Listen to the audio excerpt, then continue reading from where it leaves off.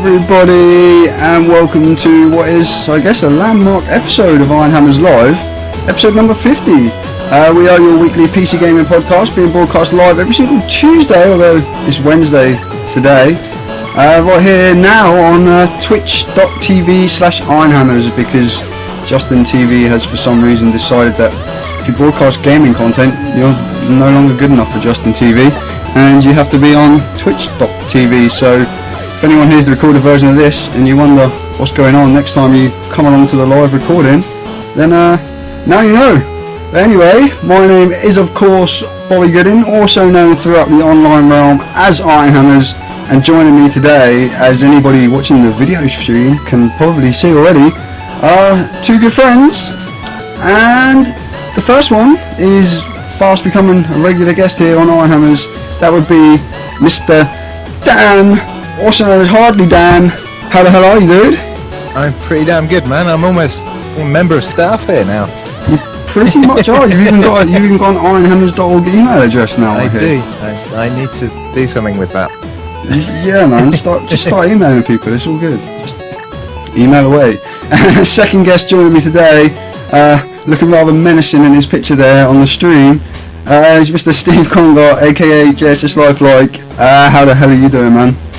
Bobby, it seems like it's been almost 2 whole weeks since we spoke.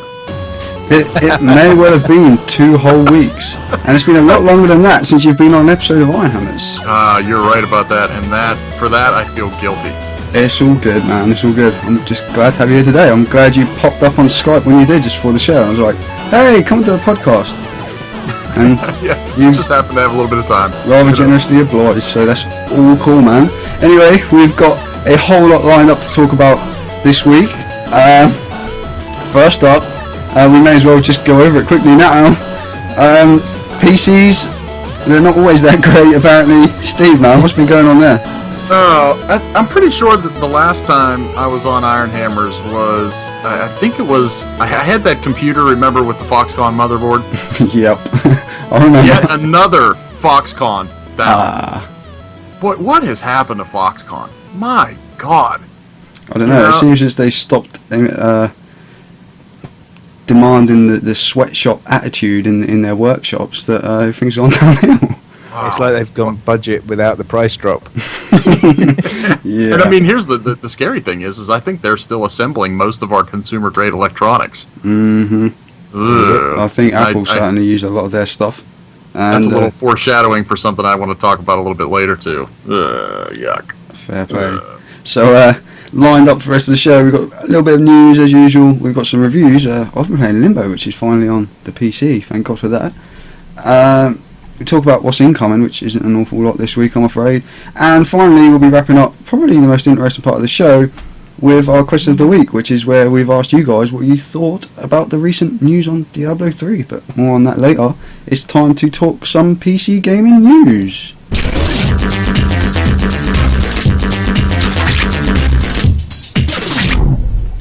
So, Dan, man, I think you have our first news story this week. What's been tickling your fancy?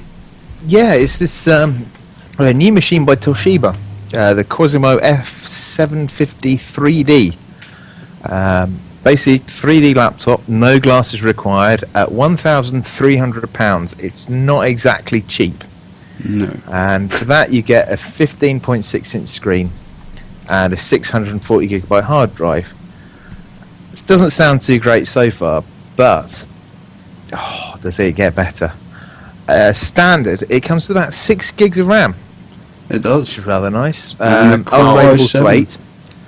DDR3, 1333 megahertz. Windows 7 Home Premium 64-bit pre-installed, and Blu-ray drive, loads and loads of stuff. If you're into 3D, which I must admit I am not, this looks like the thing to buy. 3D for me, it's nice that I don't have to wear the glasses on it, and it does have 2 little cameras that track your eyes, which means you can move your head a little bit, and it kind of adjusts so that the 3D is still there, but it doesn't quite catch up. So it's not spot on. Really? but it is an impressive machine. It looks awesome, and I'll add that it does have a 2 GHz Core i7 processor in it. It does indeed. Which does clock up to 2.9 automatically with their turbo boost technology, or whatever they call it.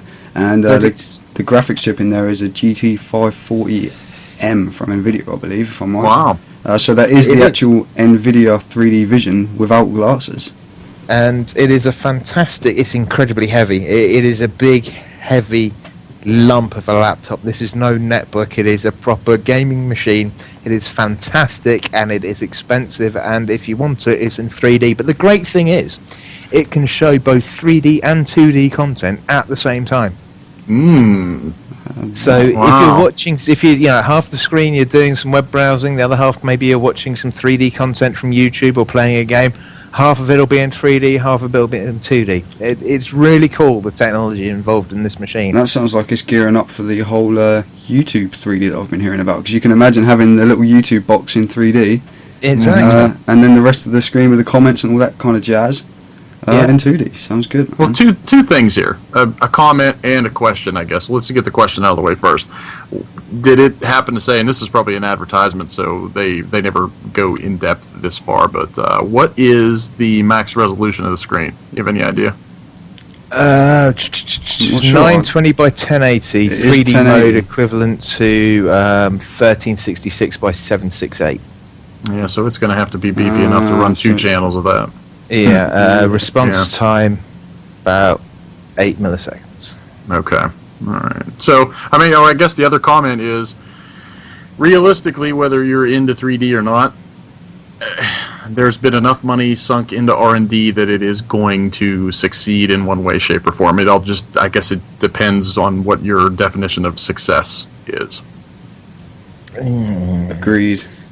Disagreed. What I like about it is that they're putting that into a laptop, and like with the whole, I've used NVIDIA 3D Vision myself before, and it is like the best 3D I've ever used. I've never used anything so great. It's so crisp and so clear. I don't know how it will stack up with the no glasses thing, because it's obviously the active lenses that made it so good. But you're not going to want to be using glasses with a laptop. So if they're going to start incorporating it into a laptop, they're going to have to do this glasses-free stuff. So it's kind of good to see somebody doing it. And Toshiba, I wouldn't have thought that they would have been the ones pushing out a 3D gaming laptop. Not at all, but it is at the moment, I think, the biggest glasses-free screen you can get for 3D. And apparently the quality is akin to wearing 3D glasses. It's not as bright as a 2D screen, it's not as sharp, and the colours aren't as vivid as it would be if you're just watching in 2D, but you do have the third dimension that, obviously our brains can't handle without some sort of technology. Oh no, wait, they can. Well, let's reserve judgment. Yeah. And until we see what the viewing angle is, because that's the key right there. How wide is the viewing angle? Yeah. Can a few people sit around and use this laptop and watch a movie on it, for example? Yeah. For £1,300, you probably want at least 2 people to be able to look at it. But you're getting the screen aside, you're still getting a fair bit of machine. Oh yeah, it's a hell of a computer, man. Forget the 3D, that is a beast. Yeah. It's going to handle anything at the moment, isn't it? I can't think of any game that beast can't run. Oh yeah, it will run everything. There's no doubt about it, man. It will run everything. So yeah, just not so upgradable as maybe your tower. Maybe not. Unless you want to get the soldering iron out. But and the jigsaw and the power drill and it's a fantastic rig, and as much as I don't think 3D is the be all and end all that some people seem to think it is, I can't stand it. It's taken a dive in Hollywood. You just have to look at the sales. The cinema for Pirates of the Caribbean 4, more people worldwide saw it in 2D, and that's not just because there are more 2D cinemas. People actually actively chose to watch it in 2D because a lot of people get migraines and headaches from watching 3D screens for any length of time. And it's blurry as anything.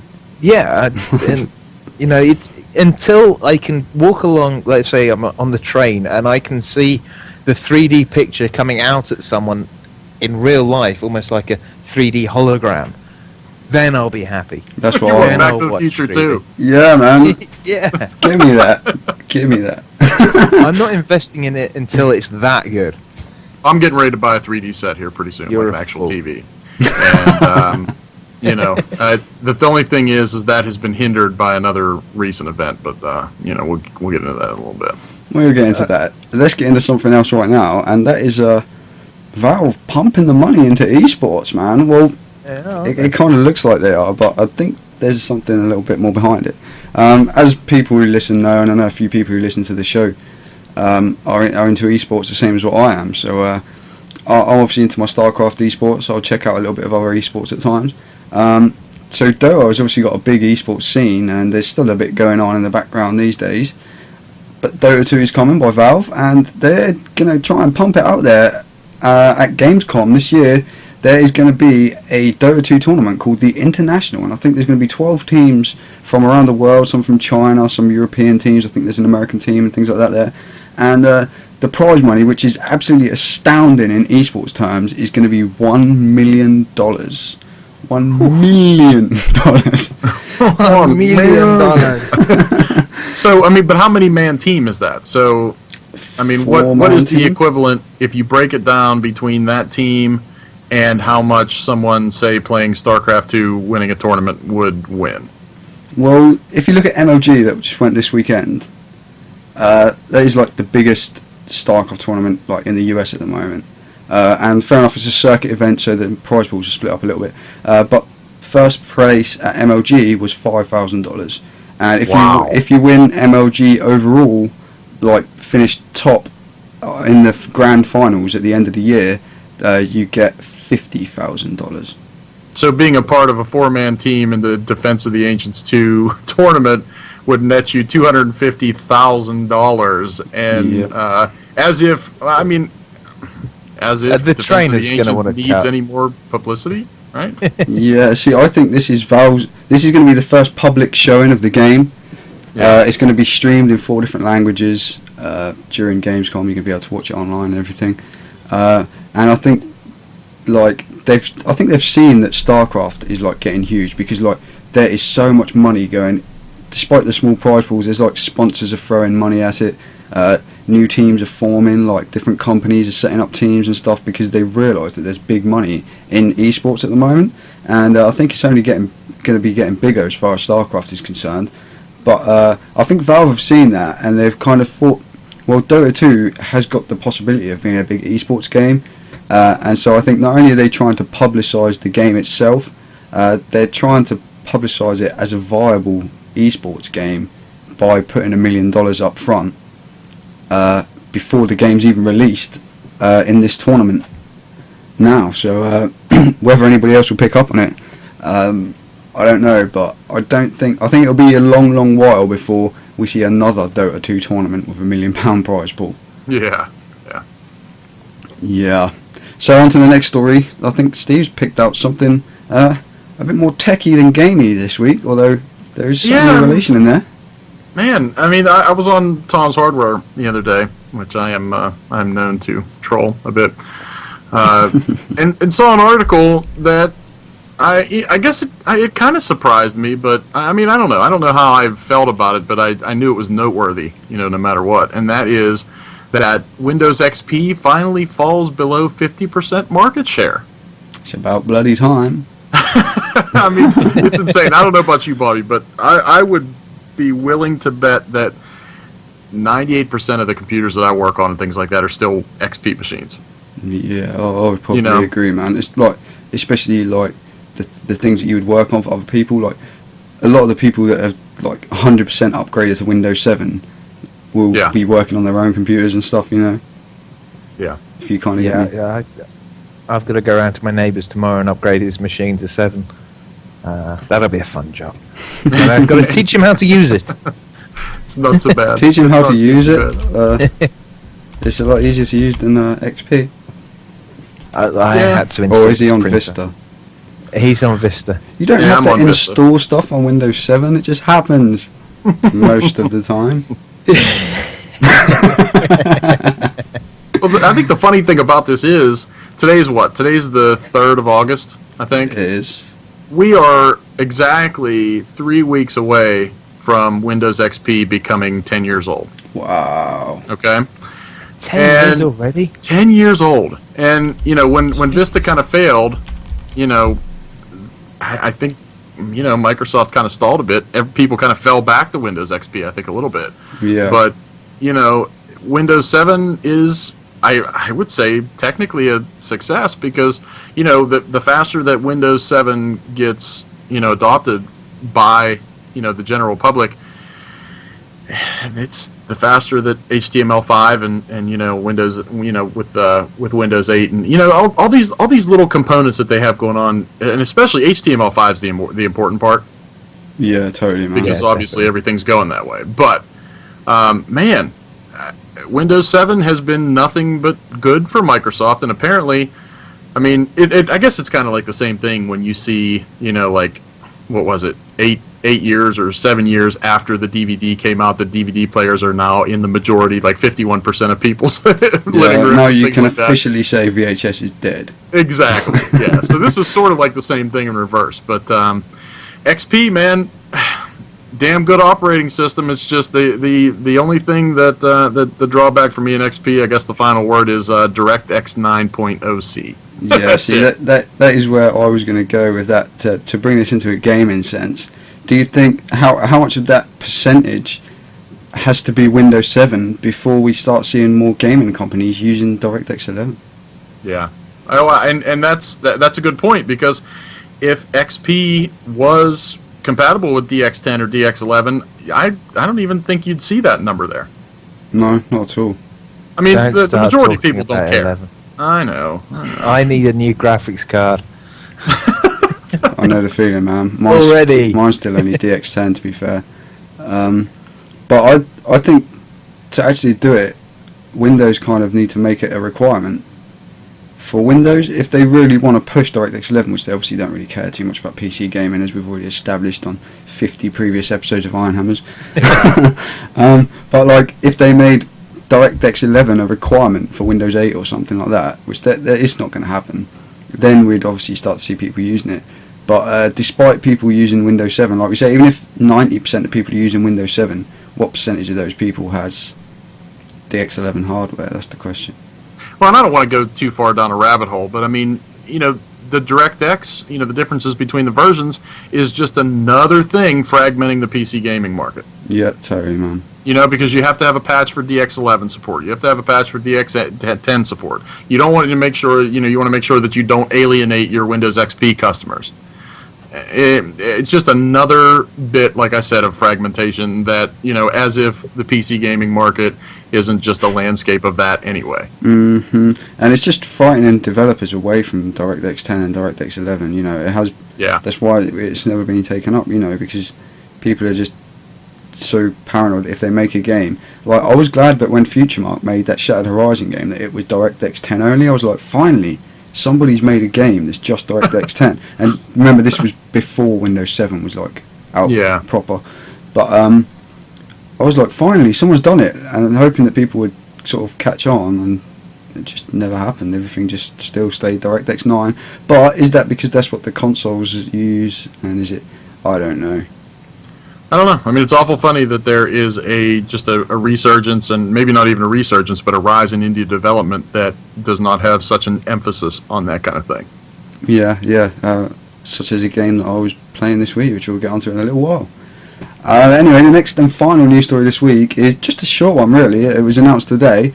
Minecon, we've all heard of BlizzCon and QuakeCon and everything else. Comic-Con, which I think Steve is going to be visiting later in the year. Yeah. New York Comic Con. How does Minecon sound to you, man? Announced today on PCGamer.com. It's going to be happening on the 18th and 19th of November at Mandalay Bay in Las Vegas. And the big thing here really is we've got a date for the final primary version of Minecraft. Notch is going to be pressing the button that uploads the final release of Minecraft on stage at Minecon. So Sweet. Come that date, Minecraft will no longer be beta. Dan, I know you've played a bit of Minecraft. I haven't really played that much of it. What are your thoughts? Does it even matter if it goes into a full version? apart from the I price? think a bit of Minecraft is an understatement. I've played a shitload of Minecraft. My mate DJ Leroy85, who bought it for me, the first day when I got it, I played 24 hours of it solid. I enjoyed it so much, and recently, I've not been so bothered. Purely because I'm waiting for it to actually go live and to be finished. That every now and then an update comes and I'm kind of like, oh, good. But what is broken is the multiplayer. It takes so much in the way of resources on your machine to actually run a server and to have a game with 2 other friends. It's ridiculous. My rig's not fantastic. It's kind of similar to yours, Bobby, I think, but with a bit less RAM.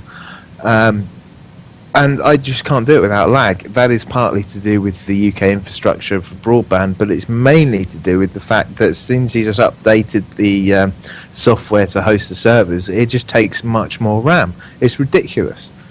So I think the only option at the moment is to actually buy a remote server. And that's not the only option. The other option is for me to use all these bits I've got and cobble together something running Linux and run a server on that. But if that gets sorted on the final release, then it's going to be amazing. I love the game. Fair play to Notch. The amount of money that hopefully he's made out of it from what is basically a lesson 101 in emergent gameplay. Then fair play to him. It's a fantastic game. I love it. There's nothing to do and yet everything to do at the same time. It's fantastic. If you haven't played it, go and bloody play it, even if you get the free version. Is it time now? Can we stop with the whole rooting for the underdog thing? Notch is no longer the underdog. I'm happy for him. Yes, and it's great that there's something out there that builds such a community that they can actually have a conference about and a convention. But he is no longer the underdog. That guy is a major player on the block. Indeed, but fair play to him. He's done the work. He's come up with something that no one else has come up with before. Fantastic. I no longer really consider it as an indie game. Yeah, especially now Microsoft are on board with the. Exactly, and I am half tempted to get the 360 version purely because I know I'll be able to play that with my friends online It'll work properly, without any of the issues that I've had. And you could be the controller. Yeah, with my Kinect, which is still shaping me up quite well. I've lost weight since this god-awful photo that's in the chat. That isn't why you've been feeling a bit ill, is it, man? You've been working out too much with the old Kinect. There's Gary in the chat room. Hey, Gary. Hey, Gary. Thanks for joining us. Apparently, I look like some guy of Battlestar Galactica in that photo. And Gaius Baltar. There he is, there, somewhere. You can see him. Anyway, one final thing I just want to touch on Minecraft on the convention. I want to see videos from the convention, and I want to know if everything's going to be made up of polystyrene blocks or something, because that would be I want one of those Minecraft helmet things that they do.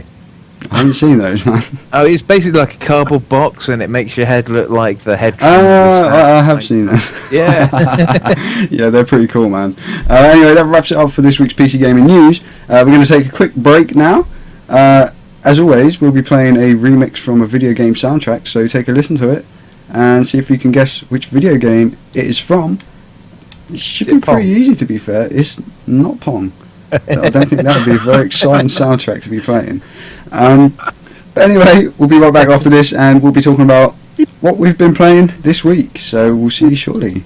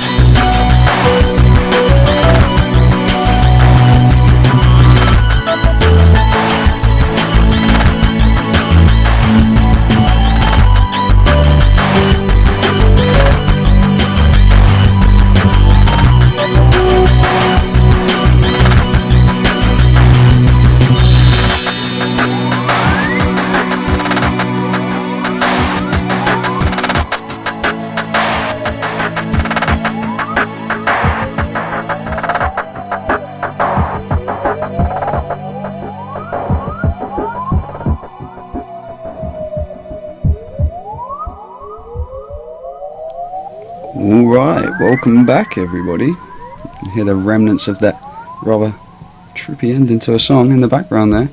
I hope you enjoyed that because I thought it was rather beautiful, man. How about you guys? Yeah. Nobody in the chat room there guess what it is. Did either of you have a clue? I've got a feeling Steve might have done. Well, here's the thing.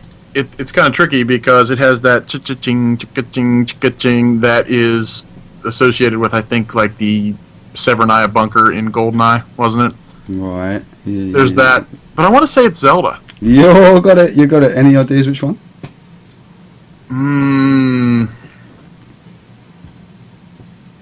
Majora's Mask. Nope. Link's No. Awakening. Link's Awakening. Okay. Link's Awakening. Amaras in the chat room there missed it because you had to get dressed. Always pleased to know you were listening to us previously in the nude. Anyway, let's get on to talk about what we've been playing this week.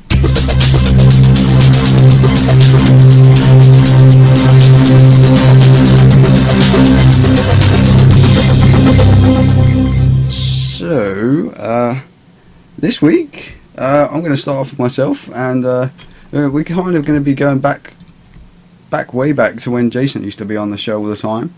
And I've got a little bit of a bitch of the week to have this week. My Battle.net account got hacked. Can you believe it? What? Oh, man. I know everybody who's ever had a Battle.net account and who's played World of Warcraft has probably been hacked at some point. Was But, your password StarCraft 2? No, it wasn't. ST4. That's what I can't get, because my password is not like a word that somebody is going to just brute force hack. And surely the only other options are either I fell for some phishing scandal, which I'm sure I didn't, because this is what happened. I got an email from Blizzard, just sitting there, iPhone beeps at me, and I've got an email from Blizzard which says, confirmation that you've changed your password. And I was like, no, I haven't changed my password. What's going on here? So it said, if you haven't changed your password, click here or whatever. And I thought, this smells like a phishing scam. So rather than click the link, I got to the computer and I got onto Battle.net on the actual website and tried to log in, and lo and behold, my password was wrong, apparently. So, I mean, I didn't fall for the real Blizzard email, so I highly doubt I fell for the phishing scam. The other option is a virus, which, I mean, I'm pretty competent with a computer, you know. I just can't see it happening, or some sort of keylogger or something like that. I don't know how the hell it happened, but it seems that everybody that's ever played World of Warcraft has been hacked. And by the time I had reinstated my account, which was space of about 15 minutes probably, because straight away I was like, damn, I didn't change my password. So I clicked the link and I restored my account and everything. And by the time I'd got back into my account and reset my password, I'd been banned from World of Warcraft. So it didn't take long. All of my characters had been taken and all of my loot had been sold, or whatever had happened to it. It was gone, and I was banned from playing the game. My Guild Wars e-penis feels for you, because it was shot straight off. Yeah, well, see, when I realised my Battle.net account had got hacked, it wasn't World of Warcraft that I was concerned about. Yeah. I was thinking, if somebody has been playing on my StarCraft account, I am going to fucking go mental. Like, I was not going to be happy at all. It was like, take World of Warcraft, take every character I've ever had, take everything, I don't care, just don't touch my StarCraft account. Thankfully it hadn't been touched, and obviously the reason these things always happen is because of people trying to sell stuff on World of Warcraft, and that's why they get hacked. There's not really much incentive for people to hack a StarCraft account, unless they just want to play on someone else's account and just be a bit of a jerk. But, yeah, that happened. I wasn't too happy about it. My StarCraft 2 account was perfectly safe, so I was right in the end. So I started looking into the old Battle.net authenticators, thinking, just in case it happens, I'm going to have to get one of these authenticators. So I'm looking on the Blizzard website, thinking I'm going to buy one of these authenticators, and I find out, after using it and playing StarCraft for a year, that you can actually get a free authenticator for the iPhone in an app. And I never knew that happened. There's an Android one as well, apparently. I didn't know they even existed. So now I should be safe. I've got an authenticator app on my iPhone, so every time I log into Battle.net now, I have to bring up the iPhone and get my special little code before I can log in. So hopefully it won't happen again. I just dread the day when I'm desperate for a game of StarCraft and my phone battery dies. You can just plug it into your PC, surely. I can, but I'm just thinking if I'm at someone else's computer and I'm going to play and log in on my account and I haven't got a You might not have iPhone signal. cable and all that kind of stuff. Yeah, exactly. You That's the might be only thing visiting I'm me worried and about. there's no reception down there. Exactly. Although you do have Wi-Fi, I hope, so I can connect to that. Yeah, I'm not giving you the code. Yeah, it's like not only will I not have a Wi-Fi code, I won't have my StarCraft code. But on a positive note in StarCraft, Battle.net finally decided to do me some good and rank me up to silver in StarCraft 2. So I was very pleased when that happened today. I've been absolutely whooping the arse of silver players for like months and months, and it just did not want to rank me up, and I was getting so annoyed with it, and it finally did it. I played my placement match, and I was like, a placement match for this season, I was guessing that being a placement match, it would decide my placement in the leagues, and I played like a top silver player who was like ranked 2 in his division, and I absolutely destroyed him, and it said you have been placed in bronze, and I was like, what is going on here? But then Perhaps he hacked your Battle.net account. perhaps he did. But yeah, I played a bit more today, and I got that little message just afterwards. My brother was actually standing behind me when it happened, just talking to me, and I was just playing a game of StarCraft as it is. And it finished, and I was just like, yes! Like, shouting like that, and I don't know, he was kind of like, what's going on? And I was like, can't you see I've been placed into silver finally? So, I'm going Yeah, he up. thought some Nintendo thing was going on, right? Probably because I'm split on the Nintendo cap today. But yeah, that happened. I thought you were wearing that for Steve. I was wearing it for Steve, and we had Nintendo music, so there's a bit of a theme going on today, I guess. Bastards. I've also been playing my third playthrough of Mass Effect 2. It all started when something that I briefly mentioned to Steve before the show was that I sent him a friend request on PSN, which he was probably wondering what was going on there. I don't know. What? Yeah, I haven't seen that yet. But I sent it earlier today, so I don't know if you've been on. From what? From a PlayStation 3. From whose PlayStation? See, this is 3? where we're getting into the Mass Effect story. My brother picked up a PlayStation 3 for it. It's an 80 gigabyte, one of the fat ones. Yeah. He picked it up for like £80 or something. They're selling for like 130 or something on Amazon at the moment. One of his buddies was desperate for money, as far as I know, and wanted to sell his PlayStation 3, so my brother gobbled it up. So now he's got a real console apart from his Nintendo Wii and his 3DS.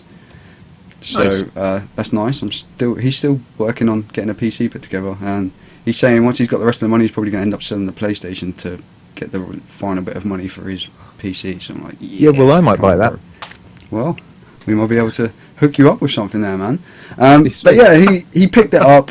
He had no games or whatever, so we were going down to the store to pick some games up, and he was like, what game should I buy, whatever. He only really had enough money to buy like one game or like maybe a couple of used games or whatever.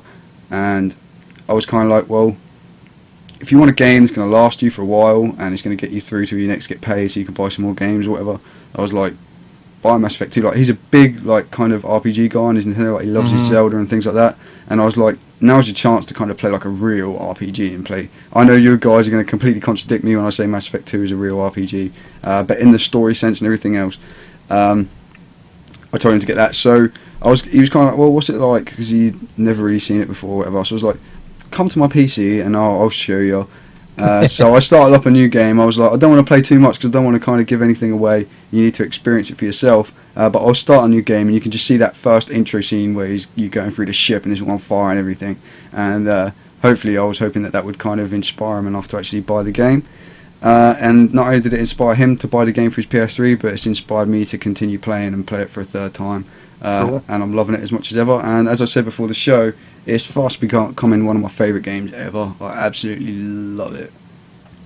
Well, he's a big Zelda guy too, isn't he? Yeah, exactly, man. One thing he needs to pick up, and you can probably get it for probably about £10, I bet now, and that is 3D Dot Game Heroes, the PS3 exclusive. That is a must play. I've been playing a little bit of that lately, and it's awesome. It's awesome. Yeah, see, I was kind of like, I mean, I I was thinking of like the PS3 exclusives. I was like, you got a PS3, and I was thinking of like God of War and things like that. Like, I mean, that's obviously an awesome game, and you know, all the other exclusives like Little Big Planet and stuff. I was thinking, no, I don't know. But he ended up picking up Mass Effect 2, and he picked up a used copy of Super Street Fighter 4 for £10. So he's sorted for the rest of the month now. But yeah, I'll definitely put a recommendation his way on that one, man. It's great. Yeah, I've heard very good things about it, but never having access to a PS3. What you need to do now is to take Mass Effect 2 away from him, get him to get a 360 and play the first Mass Effect. Yeah, maybe. I agree. Maybe I'll give him access to my computer so he can play it on there instead. Because there's something about the way BioWare does the stories. It's really nice the way that you can carry it over, and it's fantastic. I downloaded Mass Effect 2 the other day because I got it free on PC for getting Dragon Age 2, and on the console version, if you haven't played the original and ported your character, I'm sure that when you bought it new, you're allowed to go through a series of like a mini video and choose your choices to represent what you did in previous games in another system. But on the PC, you've actually got to pay to do that. Really? Yeah. Yeah, see, I haven't seen any of that. I've got the like collector's edition of Mass Effect 2 for the PC. Or you can just download a save file.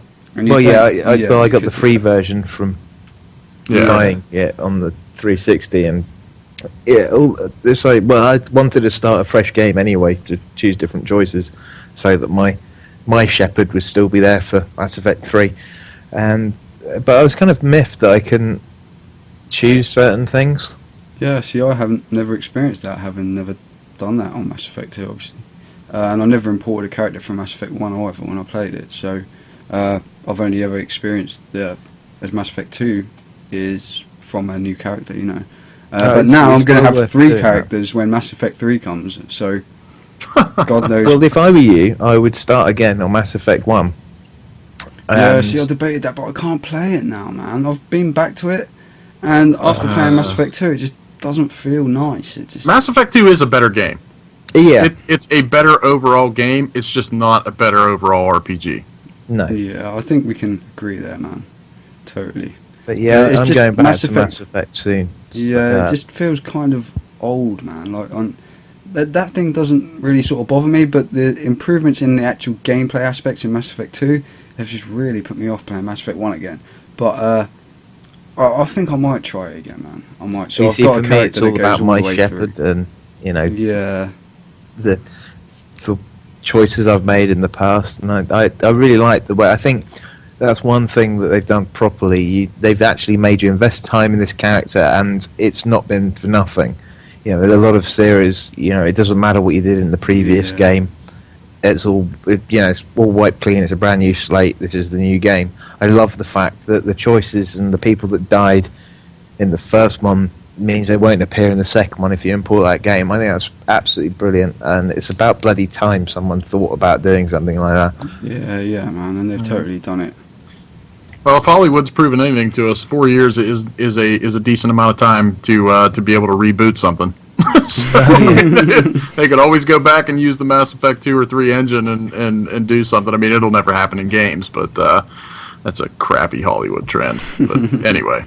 Anyway, the final game I've been playing is one that I'd heard everybody raving about when it came out on the Xbox. Now it's finally available on the PC, and that is Limbo. And if anybody hears this before Friday, or if you're listening live by any chance, head on over to ironhammers.org, and on the main page we actually have a contest, and we have 2 Steam codes for Limbo to give away before we get started talking about the actual game.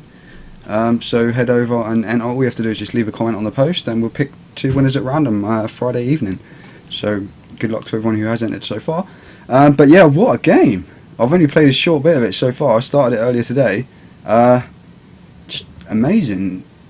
Have both of you guys played it? I don't know if you've played it, Steve, have you, man? I know Dan has. Yeah, I played it on the 360 last year in Summer of Arcade, and actually played it all in one sitting, about 3.5 hours. Yeah, that was what I was trying to avoid. That's why I kind of put it down. I was like, I know it's not that long. I don't want to burn it all out. It's a good 3.5 hours. Yeah, I don't know if I'd want to play it again after. That's why I I can't see that it's got all that much replay value, because a lot of it, once you've worked it out, there's not really a lot to go back. But it's just so clever, the things it does, man.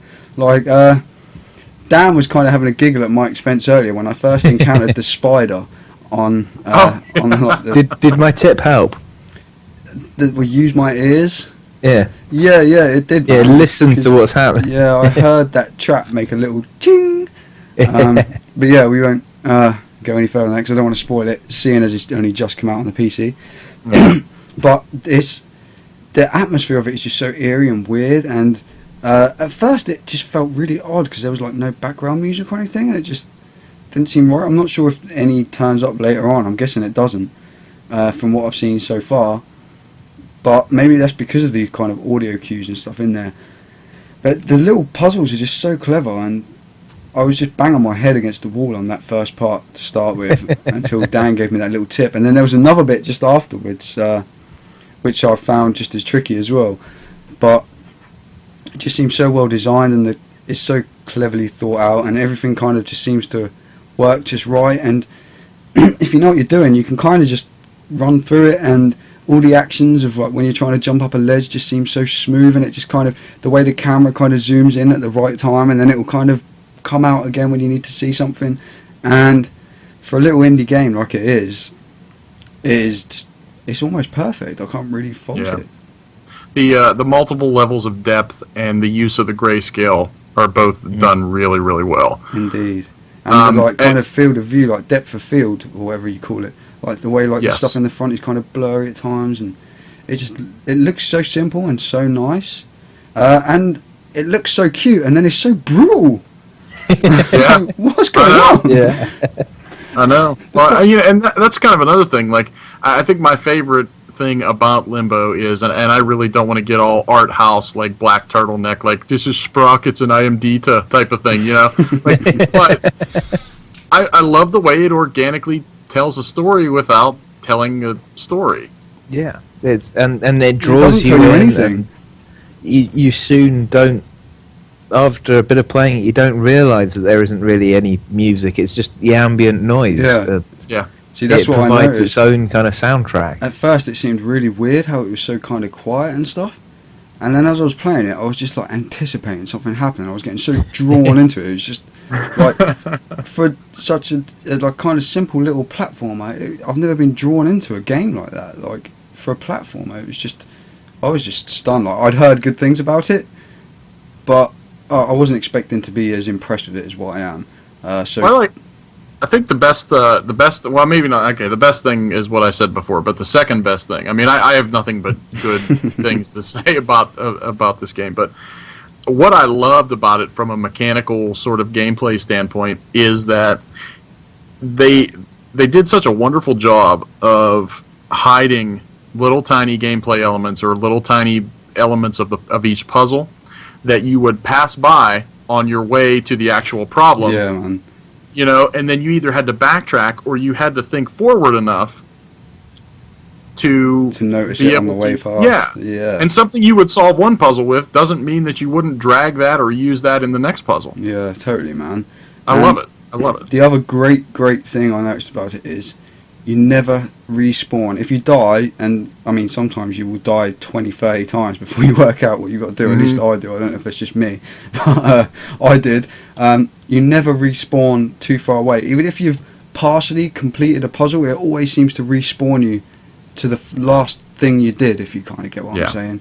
Checkpoint is great. Yeah, it's absolutely amazing. Like, it just seems so perfectly done. It's just great. I haven't got... The only thing that I'll say about it is I think it's £7, and as you say, it's about 3.5 hours long, maybe, if you go through it quickly. And like I say, I don't think there's much replay value in it. No. So that would be the only thing that I could see people arguing about it as a kind of negative factor. Like, it's not that much for your money when you look at other games you get for the same price these days. I mean, you can pick up some really long, epic games for that sort of money. But they're not as good as this one. The quality just shines through, doesn't it? It really is. Like, and it's so deceptive in that quality at first that it just kind of seems a little bit odd. And there's, like, you think there's just two buttons, like jump and to grab stuff, and then you know, and there's no background music, and I'm thinking, oh, I don't know. And then the next thing, I'm like staring at my screen like this, like, just like, what is going to happen next? And then that spider comes crawling behind you, and I was just going like, get away from me! I don't know. It's just amazing. I can't say good enough things about it. So get over to Ironhammers and enter the contest.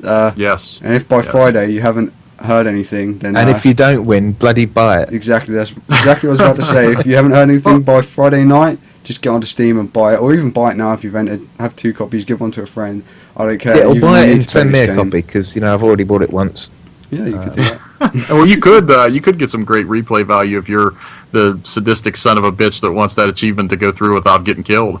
I think that's not actually as hard as it first appears. Ugh. Well, I Once don't you've know learnt the about that. puzzles. Yeah, a lot of the puzzles are what will kill you, but just mistakenly trying to jump over one of them bear trap things or Yep. something. Yep. Man, 2/3 of the way through and you're done. Yeah, the first time I stepped onto one of them bear traps, man, did I cry. Yeah. I was like, whoa.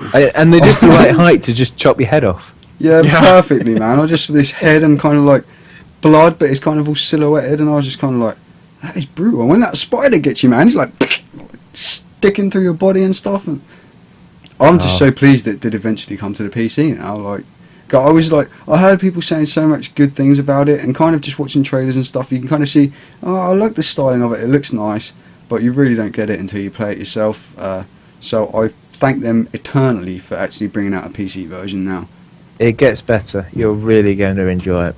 I'm sure I am. If I'm loving it as much as I am now and it gets better, well, yeah. But that's what I've been playing this week. Definitely check out Limbo if you haven't yet. And if you play World of Warcraft, get one of them authenticator things. Don't risk it. Let's move on to Dan. What have you been playing this week, man?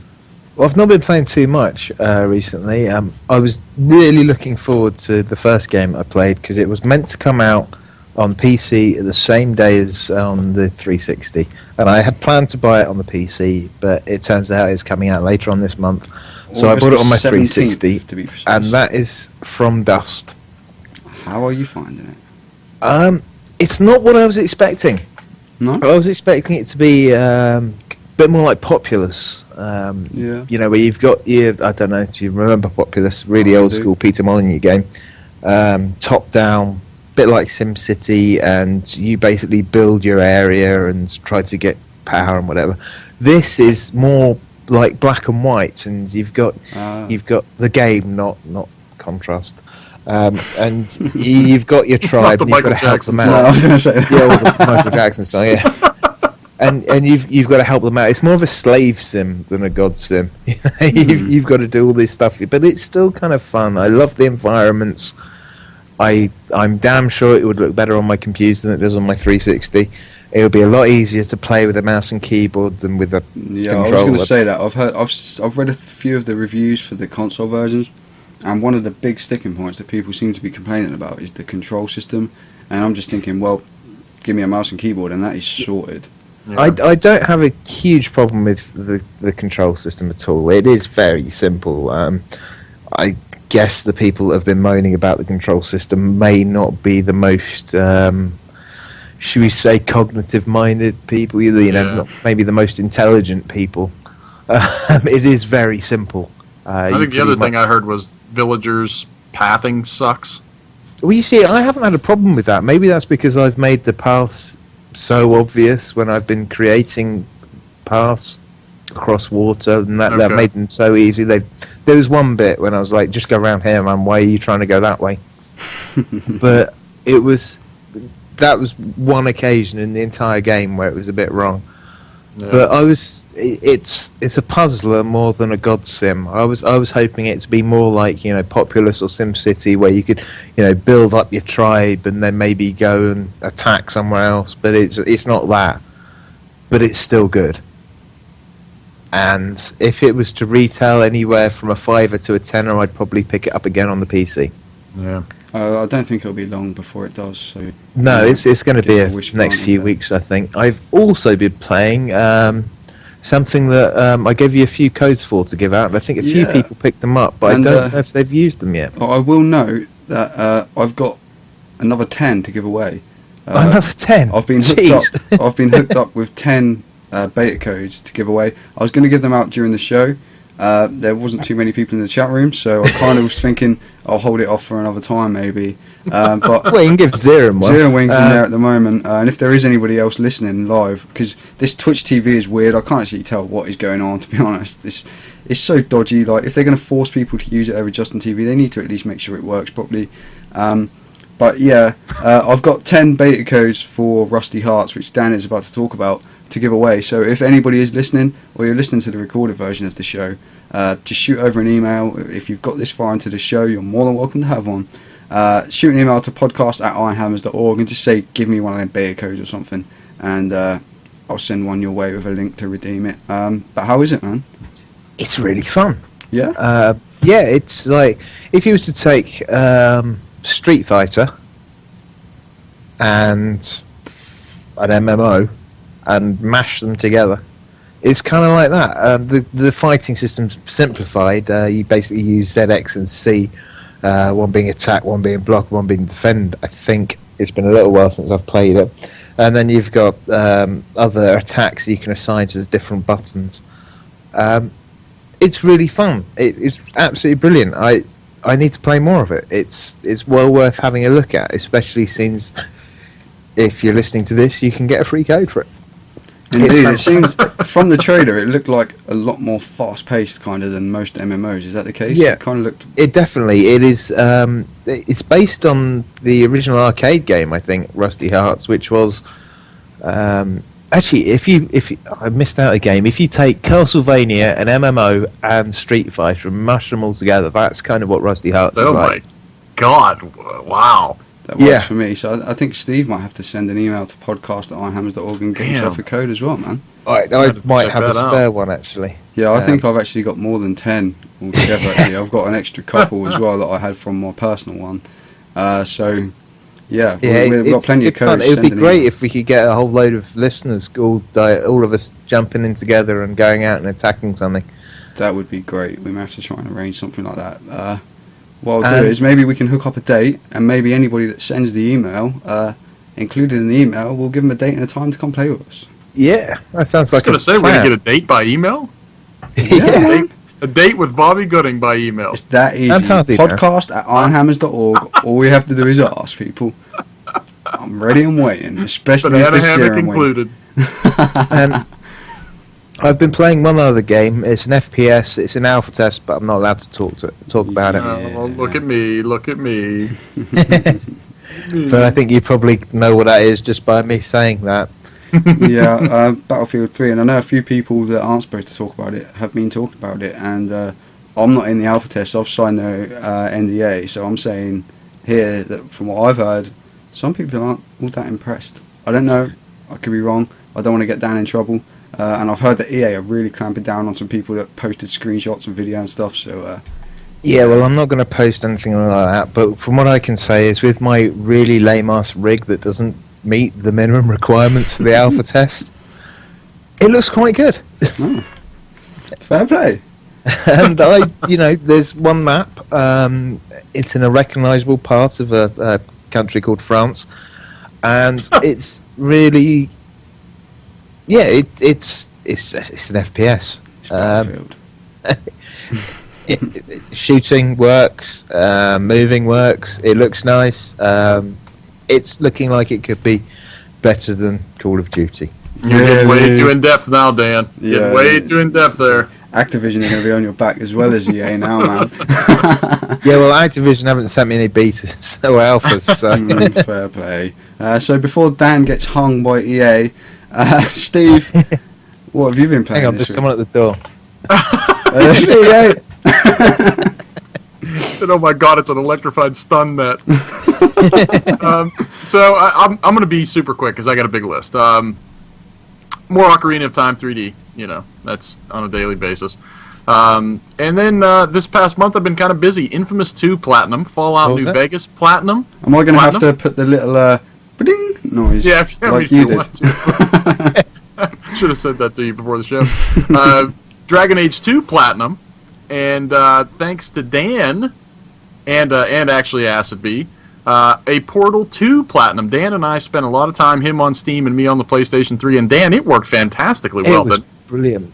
absolutely fantastic. The only thing I didn't like, and I believe it's the same on the PS3 when you're playing multiplayer, when you get the loading screen, you can't talk.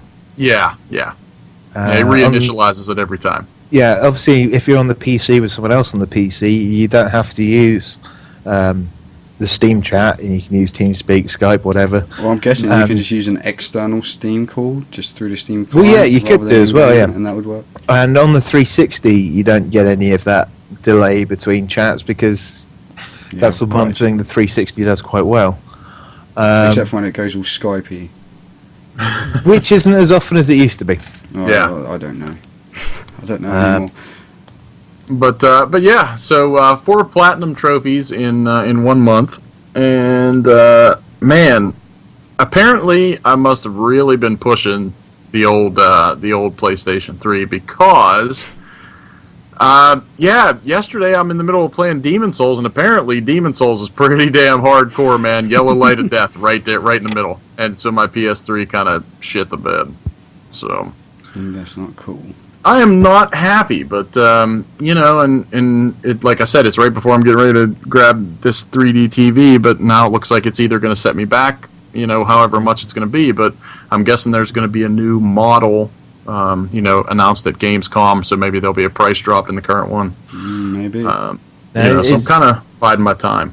Is that yellow light of death something that's kind of easily repairable, or? Well, I mean, we've repaired Excaliburs before, and it's pretty much it's sort of like it's sort of like a PC thing. You take the thing apart, you have to remove the ROM drive, then you have to dig down in, take the heat sinks off, and it's actually it's wild, man. The CPU and GPU are right next to each other, and sounds a bit like the 360. I was going to say that sounds exactly the same as the Red Rings, man. Fixing one of those, which is easy. It is so ridiculously easy. It is unbelievable. Yeah. But like the design of what were Microsoft thinking when they made this thing? Stick to fucking software, man. Like. Yeah, it's just ridiculous. The heat sinks are just so inadequate, and the little springy screw things what were holding it down were just pathetic. And the airflow inside the case of any console really isn't up to it. Well, see, I do pull my system out and kind of lean it onto the floor so the USB cable can kind of reach over, and I can keep my controller plugged in when I watch Netflix. So it's kind of like a lazy thing, but it puts out so much damn heat that my dog goes over and curls up right next to it. So I got half an inkling that I'm going to be able to, open that thing up and maybe dig out some dog hair, because I can turn it on, man, and I can upload a couple of saves into the cloud before it yellow lights again. So it's not completely dead. It's just overheating. Exactly. So maybe a laptop cooling pad, maybe. Maybe.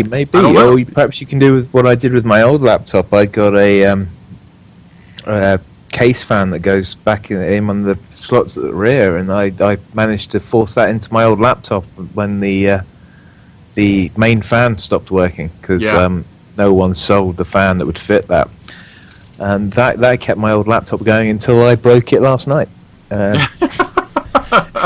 Either that, but anyway, this isn't a PS3 cast, but this is a PC cast. So I just kind of wanted to talk a little bit about. I got a chance to play the before the Apocalypse, the Dragon Age 2 Legacy DLC.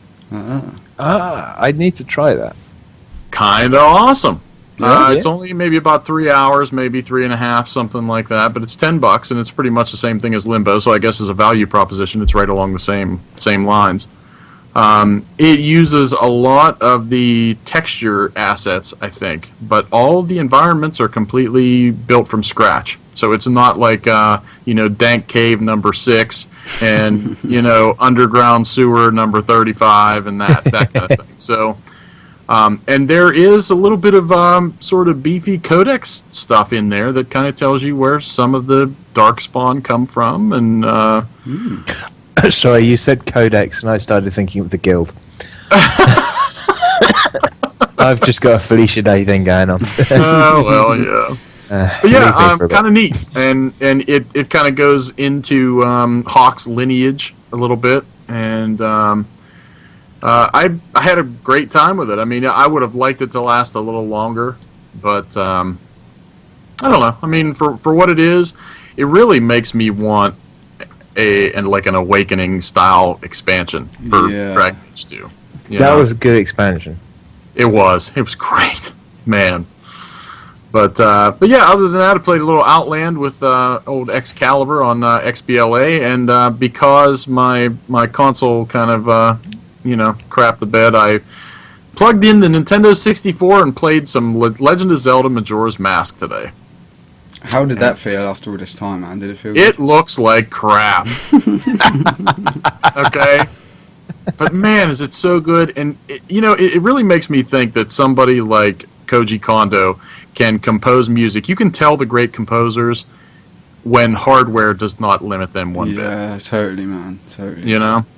And, the gameplay was... It's 3D Zelda, and, the expansion pack just kind of...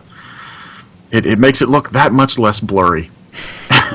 The 4 meg expansion pack. How does it look compared to Ocarina on the 3DS? I want Majora's Mask on a 3DS, man. Yeah. Oh my god, I would be in my glory, because that Majora's is my actual favorite. Really? I think it is the best one. It is the Empire Strikes Back of Legend of Zelda. We could disagree on that too, but it. we won't go there. Anything else? I'm actually trying to flex a little bit of podcast muscle to get a beta code for Path of Exile. Have you guys seen this yet? No. I briefly got a chance to see the trailer before the show, but tell everybody about it. It is a free-to-play, and I don't know if it's isometric or not. I don't know if you can control the camera, but it is sort of like a free-to-play Diablo sort of clone, I guess, like a Diablo 3. It's in full 3D. It's not 2D, but I guess it's built on microtransactions, but I'm hearing good things about it, and I want some dungeon crawling, man. You've been wanting that for a while now. Yeah, and everything's kind of fallen short so far, and well, then there was Dungeon Siege 3 that was just kind of crap, period. Oh, boy. But yeah, so Just trying to get some reminded me of Path of something. Exile, man. Yeah, check that out, people, because I watched the trailer and it does look pretty cool, and if it's free to Yep. play, Yep. I think, is the beta going on at the moment? Has it started yet? I think am it's signing up going. now. Yeah, It's signing up now, so go and see if you can get involved in some of that. And another beta coming out. You can register for it now, although it's not live, and that is Diablo 3. You can indeed. Mm. And if you've got a Battle.net account, you can go in through the settings and sign up for the beta. That's a little bit convoluted way of doing it, Yeah, you have but to there's somewhere in submit the a system options. report. Yeah, computer you have to and whatever. download a little bit of software, and Yeah. Anybody that has a Battle.net account, if you haven't Yeah. done that by now, then you're not a gamer. I don't care. Forget it. Go away. I don't have one yet. But yeah, I think that's about what we've been playing this week. I did just quickly. I'll mention it. I wanted to play around with the new PS3 as it was a new toy in the house. So I checked out the Scott Pilgrim versus the World little kind of beat 'em up type game. Quite fun. Yeah. It was quite fun. On the demo, anyway, it was fun. I don't know if I could stick it for a whole game. I don't know. But yeah, if I do happen to be playing something on the PlayStation, you can actually add me on PSN now. And my PSN ID, I think they're called, I'm not really too sure, is Ironhammers 666. The same as my Games Windows Live and Xbox Live gamer tag. Yep. Because not only was Ironhammers taken, Ironhammer 5 was taken, and IR0NH4MM3 whatever was taken. Like, I swear, it wouldn't let me have anything. Why would you even want that? I know. you just registered so many times you'd forgotten about it. Never registered for PlayStation Network before, ever. So I don't know who's... I'm going to try and add them as a friend just to see if they do exist, or whether, like, Sony are just laughing at my expense or something. No, hammers, that's a rude word in No. Yugoslavia. Well, that's what me and my brother were joking, saying, is it like, because it says hammers, like as if you're hammering somebody, like, you know, they think it's kind of a sexual thing or something. But then I put Ironhammers 666, and then it allowed me to have that, so... Oh, man. You see, you need don't to have a know. crap name like Haldy Dan. You can get that everywhere. Yeah, I would imagine. I don't know, but I finally got my 5 away from Twitter and got my S back, and now Yeah, that's not happening on the PlayStation now Network. Sony are joking at me, so I don't know. But anyway, let's move on from that and talk about what's coming out this week.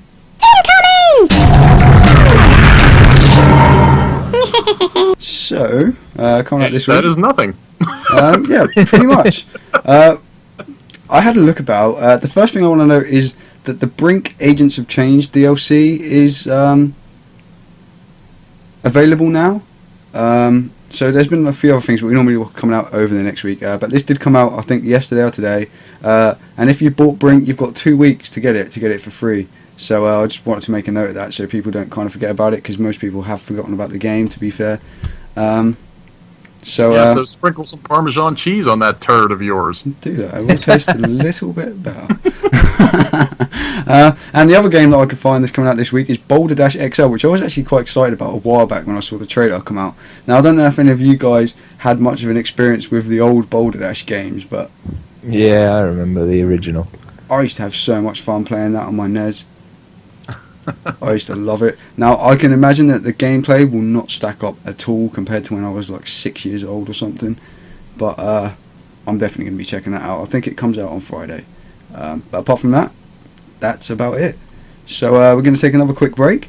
When we come back, we'll be doing the final part of the show where we'll be talking about the game that Dan just mentioned, and the game that it feels like Steve has been yearning for a long time now, and that is Diablo 3.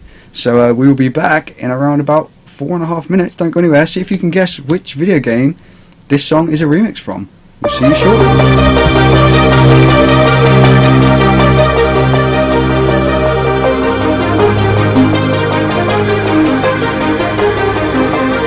Teeth.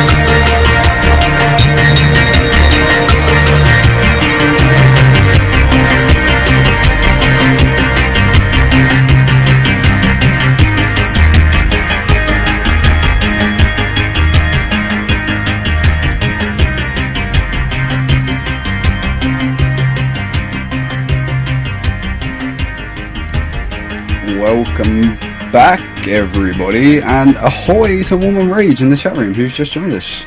Welcome, buddy. I don't know if anybody in the chat room guessed what that track was, but it's one we've played before, but it's one that I love so much that I just have to play it again. Steve, Dan, any clues? No, one of you I must have just it. sat down. It's driving me up a wall because I know what it is. I Really? just You don't can't know? place it at all. Oh man, you have to. It know reminded that me one. of Mirror's Edge, but that was it. No. As soon as you say it, I'm going to kick myself. You sure are. It is from the water level, as Zero Wing says in the chat room, from Donkey Kong Country, the underwater Yeah, one. son of a bitch. I've not what played a that. track, Yeah. man. I love that song so Yep. much. I love it. Love it. I love it. That's why I've played it about 3 times on the show now. I think over 50 episodes, so it's not got a bad percentage there. So yeah, let's move on to the final part of the show.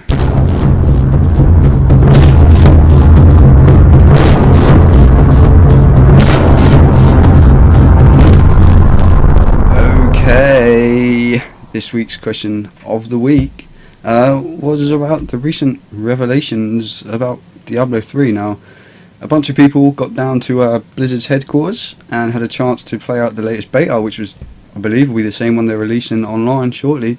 There's rumours that it could even come out as early as this week, so if you haven't filled in your little Blizzard system report thing to get beta access, get over there and do it, because you don't want to miss out. But the two big things that came out of it were, the first one, the DRM, or I don't know if you'd necessarily call it DRM in a traditional sense of what digital rights management actually is, but you're going to have to be online and logged into Battle.net at all times when playing it. That's a good thing, right? Well, I don't know. It's a tricky situation for me because I've hated upon people like Ubisoft and stuff when they've done it in the past.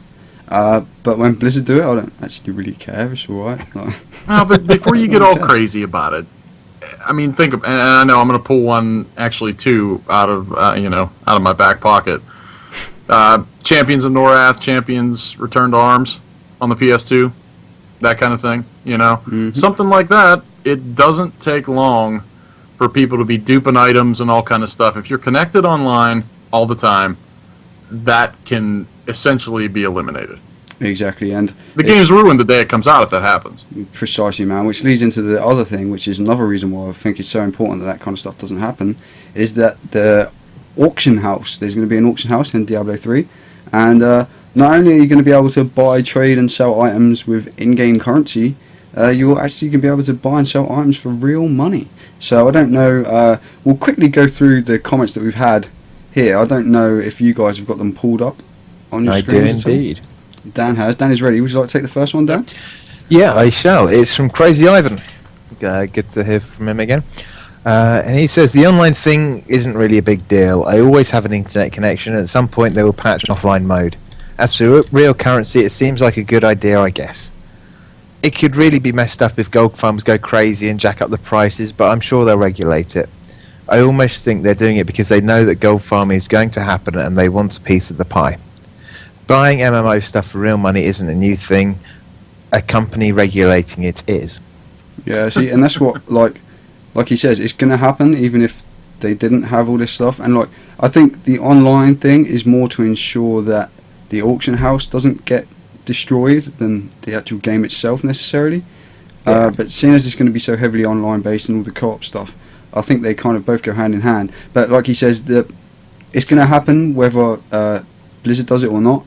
And I know that if I'm going to be buying and selling stuff from a game, I'd much rather be buying and selling it from Blizzard than buying and selling it from some dodgy website that's filled with malware and everything that goes along with the World of Warcraft stuff. And people hacking people's accounts to sell it, like what happened to me with World of Warcraft earlier. So, I don't know. He also goes on to leave a link which has a really good explanation of the auction house and how it works and stuff, so head on over to the website and check that out. And let's be honest here too. I mean, Activision wants to not only be the publisher, but they want to also be eBay.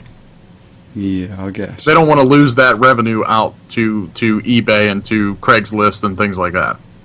Yeah, and it does give the users a nice handy area to just get everything from. So And it's safe.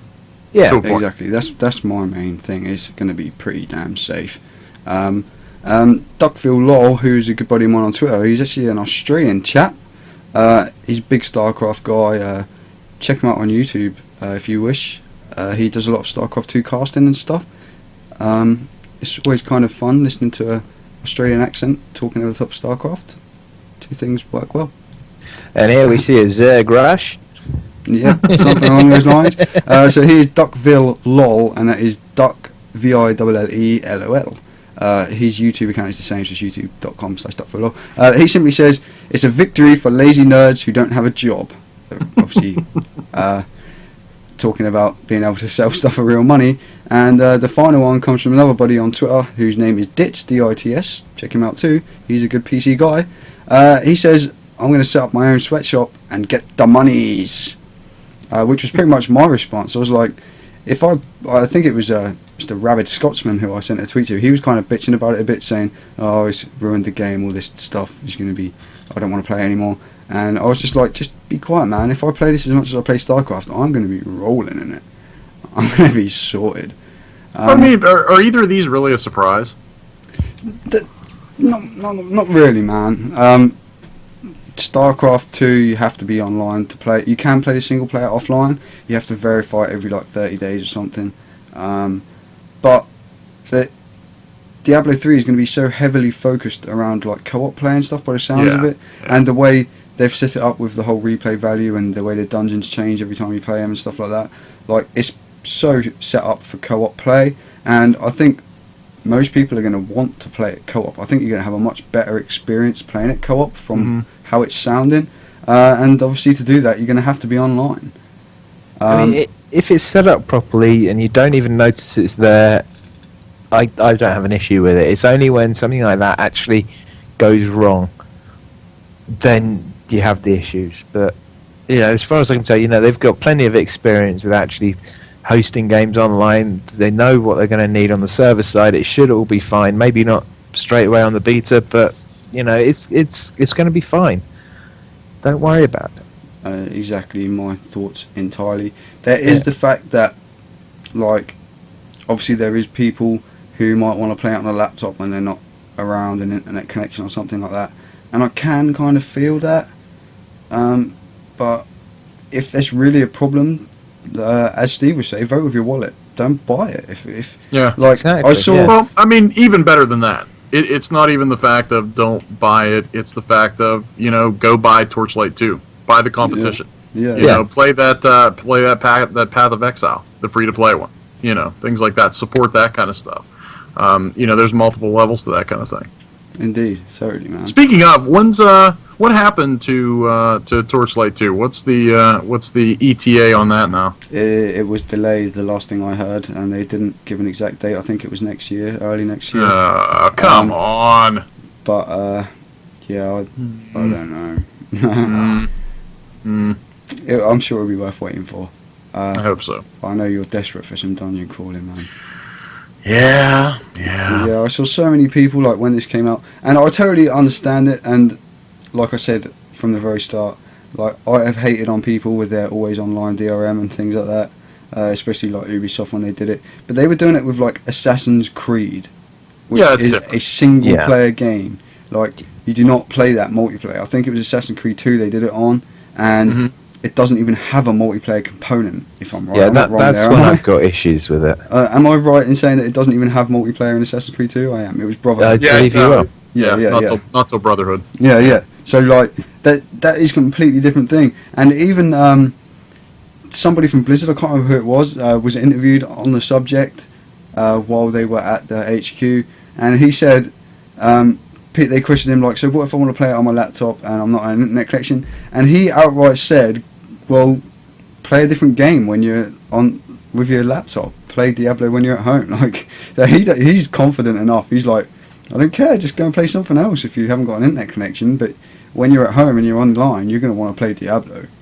And I think that's the case, man. And I'm not going to fuss about it at all. Well, and like Zeramwing saying in the chat, he says he echoes Rabid Scotsman's statements that they're spending more time on the real money auction house than the 5 uninteresting characters.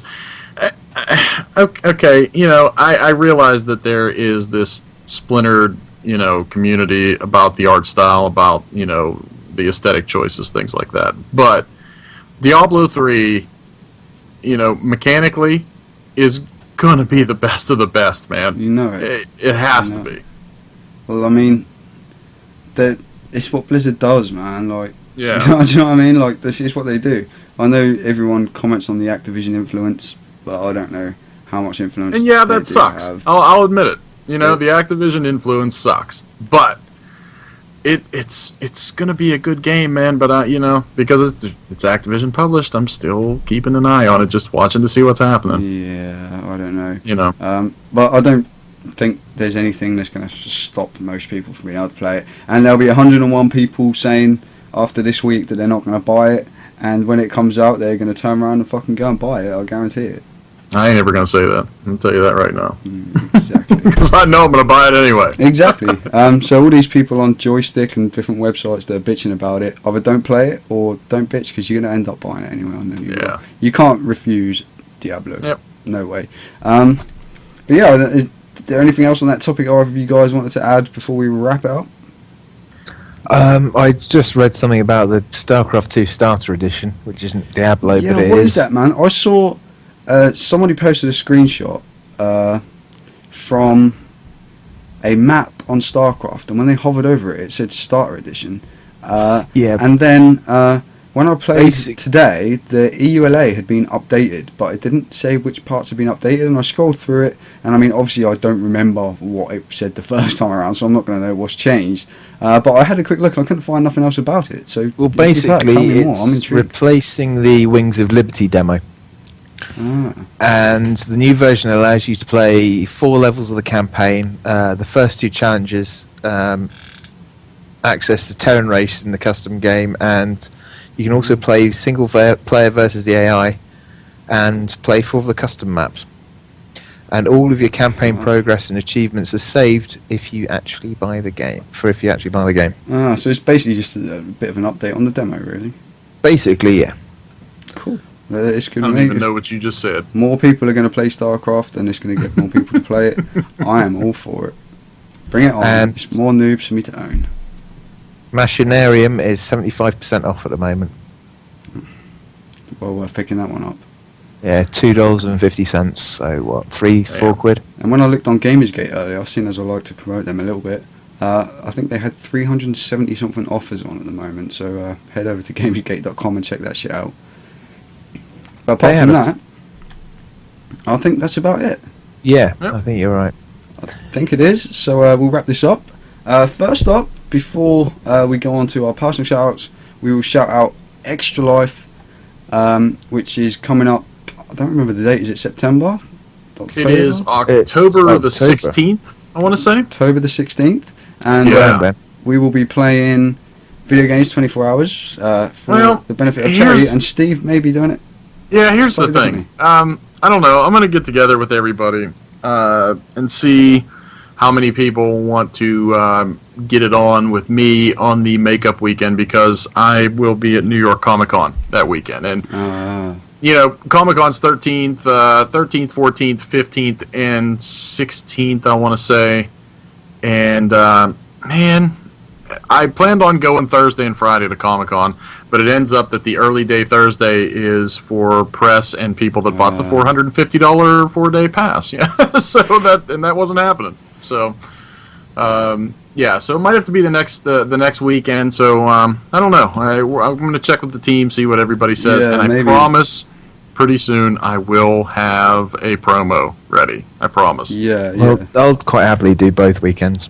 Yeah, I was going to say, if it gives me another excuse to play for 24 hours, I'm cool. Maybe raise a bit of extra money by doing so. It's all good. But if you want to sponsor any of us at all, there's a link to Ironhammers, which is charity.ironhammers.org. If you head there, there's a link to mine and Dan's pages, and there's also a link to the whole VG Hub team, which is from vghub.net. Lots of cool stuff over there. Go check them out too. And I think you've also got a tiny URL or something for the whole VG Hub team direct, right, Steve? Yeah, I'm pretty sure it's tinyurl .com actually / VG Hub Team 2011. Just the That'll one. take you right to our page and the whole listing of the team, and you can pick who you want to donate to from there. Indeed. All for a very worthy cause. But yeah, personal shout-outs time before we wrap this up. Dan, where can people find you if they would like to get in touch?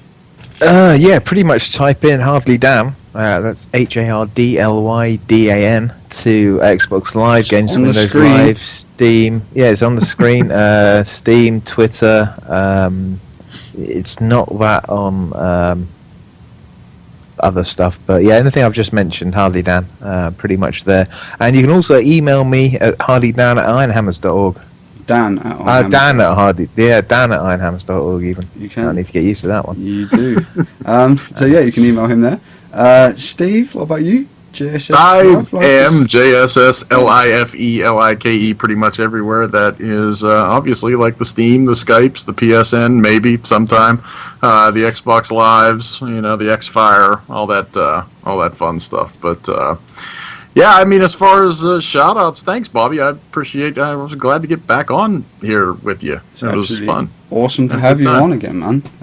Like I said at the beginning, I was glad you popped up on Skype when you did. It was great Yeah. to be able to have you on, man. And Dan, thank you very much for being my co-op Portal 2 buddy. I'm just sorry we didn't actually do it before I got ill.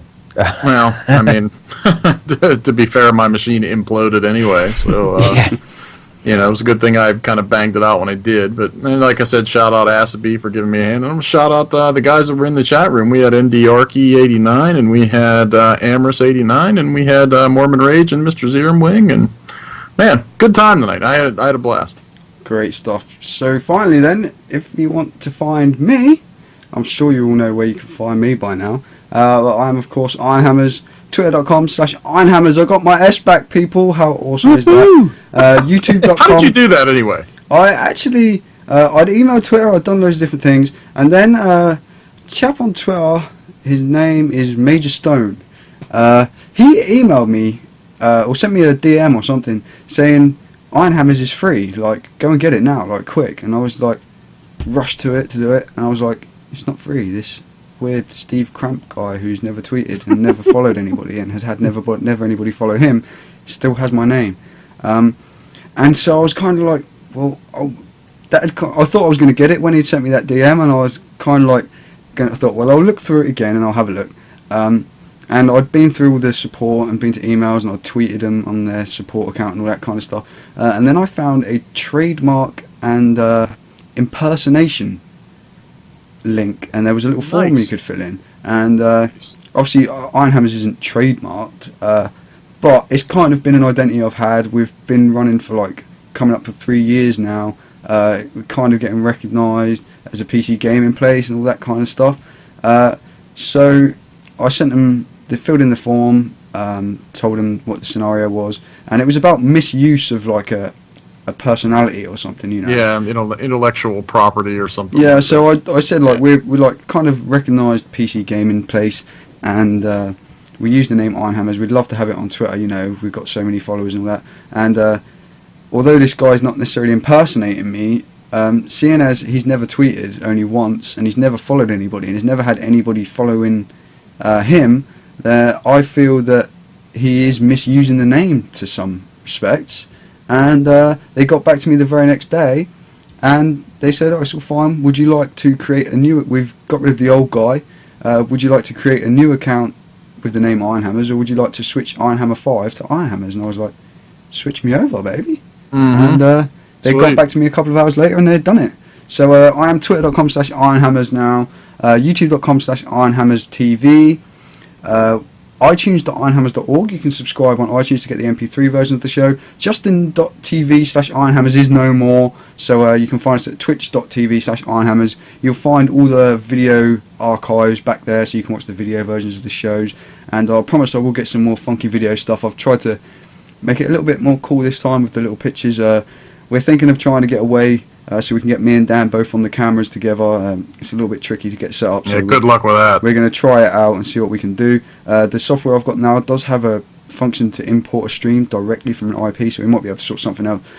But if you want to catch the video of the show, and it goes up pretty much as soon as the show finishes, so you don't have to wait for any editing or anything like that, twitch.tv/Ironhammers there. Ironhammers.org, of course, is the website. And facebook.com/Ironhammer5 is our Facebook page, because I still haven't got my S there, because I rather stupidly stole it myself. Even closing my personal profile didn't help, as anybody that knows me on Facebook will realise I now have a new account, but I still can't get that name. But yeah, I think that just about wraps it up. So thanks to Mr. Lifelike for joining us tonight. It was great to have you on. Thanks to Dan for coming along. You did make it just. But yeah, hopefully we'll get Dan back on next week if he's going to be around. I expect so. And if we can find somebody else to join us, maybe we'll have someone else. Maybe it'll be just the two of us. Maybe we'll have 2 webcams. Who knows? But we'll see you all next week. We will definitely, I promise, be on Tuesday night at 11 PM next week. So don't miss it. Look out on the website for the question of the week. And don't forget to enter the Limbo contest. And if you want a beta code for Rusty Hearts, send an email to podcast@ironhammers.org and we will send those out to you directly. So have fun. Enjoy the next week. And we'll see you all next Tuesday. Say good night, guys. Game over. Good night. Good night. And I'm changing that picture.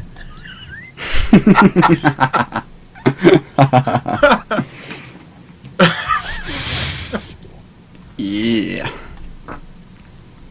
So, let's stop the recording. Has the stream got to the end yet? Do you guys know? No. Hang on. Yeah, I just heard you saying, got to the end yet? I shall stop that then. No, it's still going on mine. Yeah. Yeah.